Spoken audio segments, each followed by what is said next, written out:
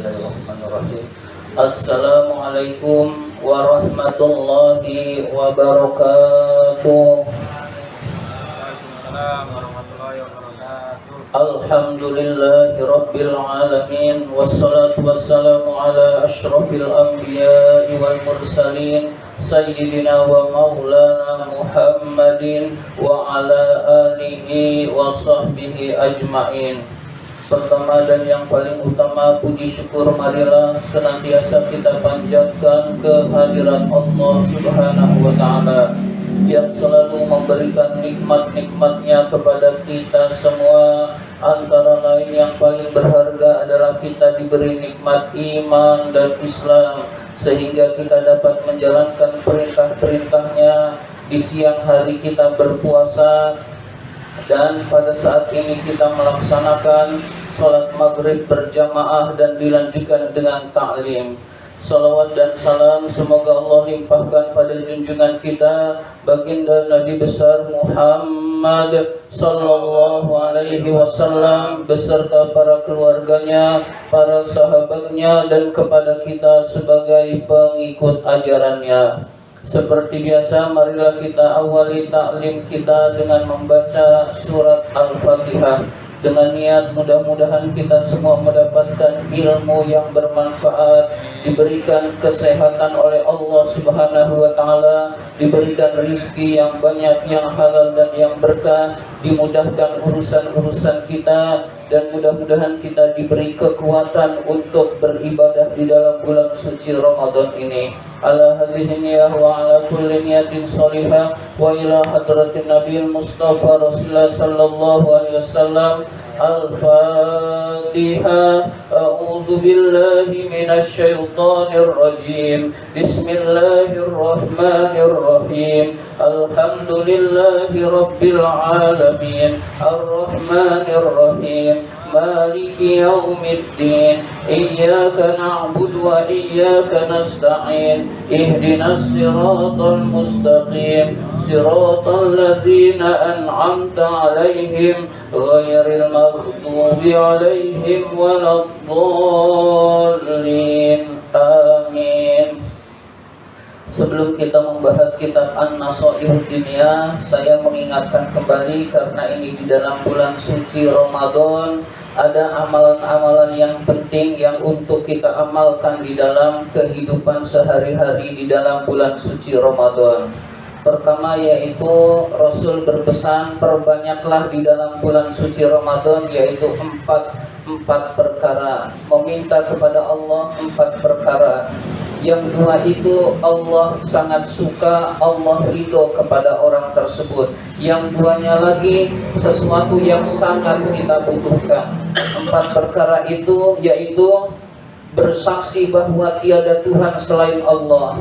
Selanjutnya memohon ampun kepada Allah. Itu yang 2. Yang 2-nya lagi adalah minta surganya Allah Subhanahu wa ta'ala. Dan yang terakhir dijauhkan dari api neraka. Para ulama mengajarkan kepada kita melaksanakan hadis ini, kurang lebih redaksinya seperti ini. Asyhadu an la ilaha illallah, astaghfirullah, as'aluka ridhaka wal jannah wa a'udzu bika min sakhatika wan nar. Nah, ini adalah amalan yang diperintahkan oleh Rasul, redaksinya diajarkan oleh para ulama. Jadi redaksinya dari para ulama, perintahnya dari Rasul, yaitu kita bersaksi bahwa tiada Tuhan selain Allah, kita mohon ampun kepada Allah, lalu kita mohon surganya Allah, mohon dijauhkan dari api neraka. Lalu ulama mengajarkan redaksinya, asyhadu an la ilaha illallah, astaghfirullah, as'aluka ridhaka wal jannah wa a'udzu bika min sakhatika wan nar. Nah, ini siang hari, malam hari baca doa ini selama Ramadan itu sangat dicintai oleh Allah. Kita butuh surganya Allah, kita butuh jauh dari nerakanya Allah Subhanahu wa ta'ala, dan kita butuh dicintai oleh Allah. Nah, ini dicintai oleh Allah itu adalah diminta oleh Rasulullah di dalam bulan suci Ramadan sangat dianjurkan. Kalau kita sudah dicintai oleh Allah, urusan-urusan kita jadi mudah, hadirin sekalian. Maka 4 doa ini kita amalkan. Selanjutnya, kita di dalam bulan suci Ramadan juga berharap Lailatul Qadar, karena Lailatul Qadar itu khairun min alfi syahr, lebih baik dari 1000 bulan. Jadi kalau kita beramal 2 rakaat, sholat 2 rakaat sama dengan sholat 1000 bulan, dikalikan 1000 bulan, sangat banyak hadirin sekalian. Ada yang mengatakan 84 tahun. Jadi kita beramal sangat banyak kalau kita di malam Lailatul Qadar. Nah, berarti kita berlomba-lomba untuk mendapatkan Lailatul Qadar. Aisyah pernah bertanya kepada Rasul, "Ya Rasulullah, seandainya saya tahu ini adalah malam Lailatul Qadar, apa yang saya ucapkan ya Rasul?" Kemudian Rasul menjawab, "Allahumma innaka afuwun tuhibbul afwa fa'fu anni." Jadi Allahumma innaka afuwun tuhibbul afwa fa'fu anni. Jadi amalan di dalam bulan suci Ramadan yang diajarkan oleh Rasul untuk kita amalkan adalah Allahumma innaka afuwun tuhibbul afwa fa'fu anni. Kita nggak tahu Lailatul Qadar itu datang, berarti kita harus bacanya setiap malam, sehingga ketika Lailatul Qadar itu datang, kita sedang membaca yang diajarkan oleh Rasul. Ada lagi satu amalan, ini sudah saya ulang-ulang, tapi karena ini sangat penting, jadi sangat penting untuk kita ulang-ulang hadirin sekalian, yaitu tentang barang siapa yang membaca La ilaha illallahul halimul karim subhanallahi rabbis samawati sab'i wa rabbil arsyil azim pada saat berbuka puasa, maka orang tersebut seakan-akan memperoleh Lailatul Qadar. Artinya waktu berbuka puasa itu antara maghrib dan isya. Berarti orang yang membaca La ilaha illallahul halimul karim subhanallahi rabbis samawati sab'i wa rabbil arsyil azim pada waktu antara maghrib dan isya, maka malamnya menjadi Lailatul Qadar, seakan-akan Lailatul Qadar, yaitu dia mendapatkan keutamaan Lailatul Qadar hadirin sekalian. Maka tiap antara maghrib dan isya jangan lupa doa ini hadirin sekalian. Nah, untuk itu karena kita bisa mengamalkan pada saat ini, kita amalkan juga saat ini, sehingga insya Allah malam ini Allah nilai kita semua mendapatkan Lailatul Qadar hadirin sekalian. Kita baca La ilaha illallahu La ilaha illallah Al-Halimul Karim Al-Halimul Karim Subhanallahi Rabbis samawati sab'i Rabbis samawati sab'i wa rabbil arsyil azim. wa rabbil arsyil azim. La ilaha illallah La ilaha illallah Al-Halimul Karim Al-Halimul Karim Subhanallahi Subhanallah Rabbis samawati sab'i Rabbis samawati sab'i wa rabbil arsyil azim. wa rabbil arsyil azim. La ilaha illallah La ilaha illallah Al-Halimul Karim Al-Halimul Karim Subhanallahi Subhanallah Rabbis samawati sab'i Rabbis samawati sab'i wa rabbil arsyil azim. wa rabbil arsyil azim. Nah, demikian sekilas tentang amalan di dalam bulan suci Ramadan. Mari kita lanjutkan taklim kita. Sekarang kitab An-Nasaihuddin ya, ini sekarang halaman 73 baris ketiga. Halaman 73 baris ketiga. Pas alinea. Bismillahirrahmanirrahim. Tsumma, kemudian inna naro, sesungguhnya kami melihat, an-nazkura, menyebutkan hahuna di sini say'an yasiron, sesuatu yang sedikit, mimma dari apa-apa ya ta'allaqu yang berkaitan minat bil wilayati terhadap kekuasaan. Kemudian di sini saya akan menyebutkan sedikit keterangan tentang kekuasaan. Fa inna hadzal maudi'i, karena sesungguhnya tempat ini bin asadil maudi'il li dzikri zalika, tempat yang tepat untuk menyebutkan bab kekuasaan tersebut. Jadi pada saat ini, sekarang ini dan berikutnya akan dijelaskan tentang hal-hal yang berkaitan dengan kekuasaan. Wa'lamu, ketahuilah, ma'asyiral ikhwan, wahai sekalian saudaraku, amat dan Allah, semoga Allah meneguhkan kami wa iyyakum dan kalian bidawamit taufiki, dengan langgengnya petunjuk, dari Allah. Mudah-mudahan Allah meneguhkan kita mendapatkan hidayah petunjuk dari Allah. Ketahuilah annat ta'arrud, sesungguhnya menawarkan diri lil wilayati, pada kekuasaan, fihi, di dalamnya, khotorun, ada bahaya besar. Jadi orang yang menawarkan diri terhadap kekuasaan, terhadap jabatan, sesungguhnya menurut agama itu ada bahaya yang besar. Jadi yang benar sikap seorang muslim terhadap kekuasaan adalah menghindar atau menolak semaksimal mungkin. Nah itu orang muslim itu seperti itu.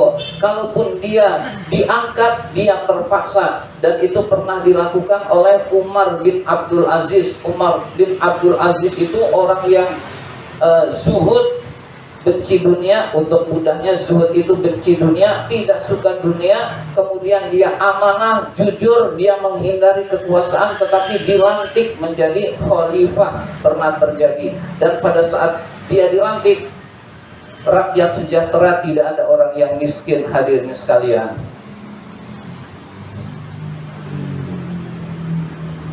Wa anna dukhula fiha, sesungguhnya masuk di dalam kekuasaan, wa taqlida li ahdatihim, dan terikat kepada urusan perjanjian kekuasaan, min asqalil umuri, paling beratnya perkara, wa asyaqquha, dan paling beratnya, paling sulitnya perkara. Jadi kita terikat dengan kekuasaan adalah hal yang sangat berat menurut pandangan agama. Jadi menurut pandangan agama itu jabatan itu amanah yang sangat berat. Nah bagi orang-orang yang tertentu menganggap itu kenikmatan, hadirin sekalian.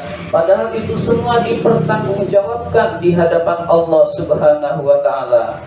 Fayam bagi, maka sebaiknya, lil mu'mini, bagi orang yang beriman, al musyriki, dan orang yang lil mu'mini, bagi orang yang beriman, al musyriki, orang yang berpegang teguh, ala dinihi, terhadap agamanya, al harisi, orang yang memelihara, ala najati nafsihi, atas keselamatan dirinya, wasalamatiha,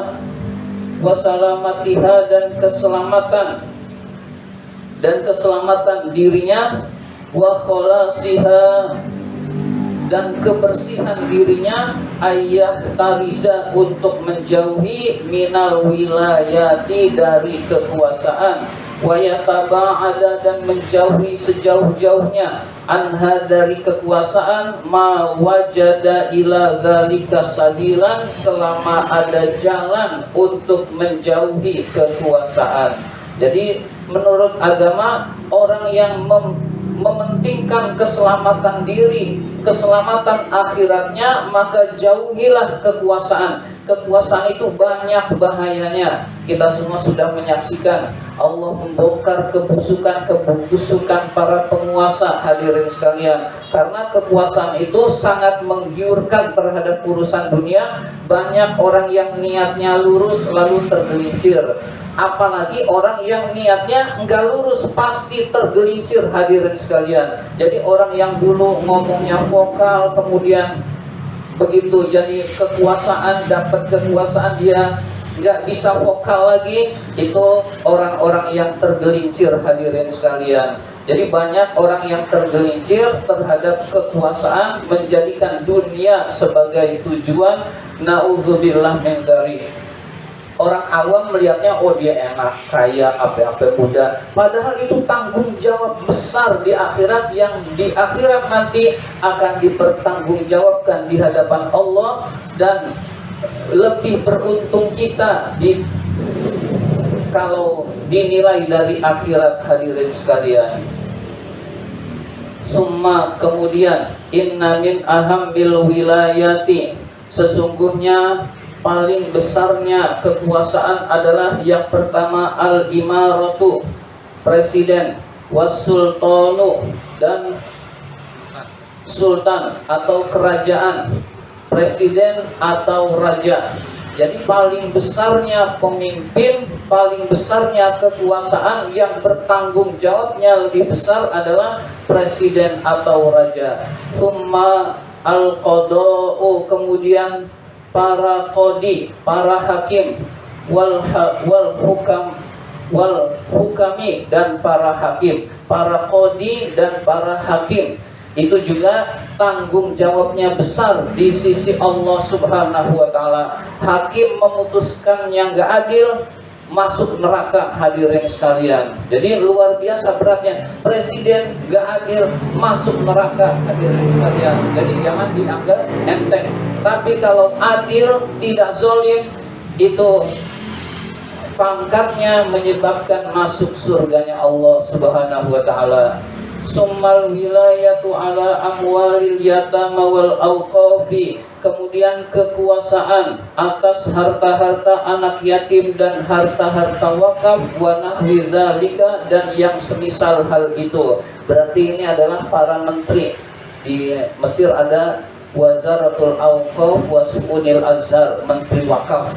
Jadi selanjutnya adalah para menteri. Jadi kemudian tingkatan berikutnya gubernur, kemudian tingkatan berikutnya bupati, dan seterusnya, wa nahwi dzalika, dan yang semisal hal itu. Pada saat kitab ini dikarang, hadirin sekalian, istilah presiden belum muncul, istilah gubernur belum muncul, istilah bupati belum muncul. Yang penting mengurusi urusan umat Islam itu disebut adalah pemimpin yang bertanggung jawab di hadapan Allah Subhanahu wa taala. Fi jami'iha, di dalam keseluruhannya, baik itu presiden atau raja, baik itu para hakim, baik itu gubernur, baik itu bupati, dan seterusnya.